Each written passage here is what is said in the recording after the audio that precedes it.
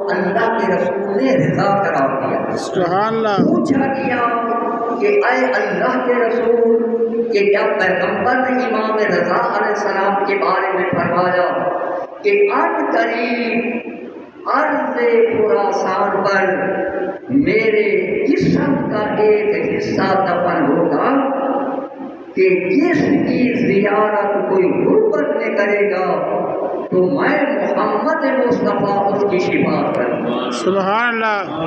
نعرہ تکبیر، اللہ اکبر۔ نعرہ رسالت، یا رسول اللہ، نعرہ حیدری، یا علی، آواز بلند صلوات۔ اللہم صلی علی محمد۔ حضرت امام رضا علیہ السلام کے اس میلاد مسعود کے موقع پر میں آپ سب کو امام رضا علیہ السلام کے اس آمد پر اور اس عالم کے منور کرنے پر جناب نجمہ خاتون کی آغوش کو منور کرنے پر اس امام کے روح سے آپ سب کو مبارک پیش کرتا ہوں۔ خیر مبارک، آپ کو مبارک ہو اللہ۔ میں آپ کی طرف سے مبارک قبول کرتا ہوں، آپ اس عالم جہان کی طرف سے کہ جو آج ملائکہ بھی ایک دوسرے کو مبارک دے رہے ہیں۔ سبحان اللہ، سبحان اللہ۔ وہ ہر انسان اگر مبارک دے رہا ہے، کیونکہ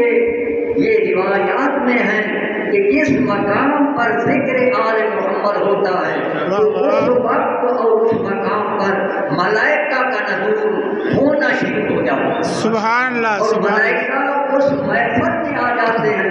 حدیث کے ساتھ کہ اس جملے کا مفہوم بھی یہی ہے کہ ماؤ ذکرو قبرنا فی محفل من محافل اہل الارض وفی جمع من شیعتنا ومحبینا الا نزلت وحفتهم الملائکۃ۔ تو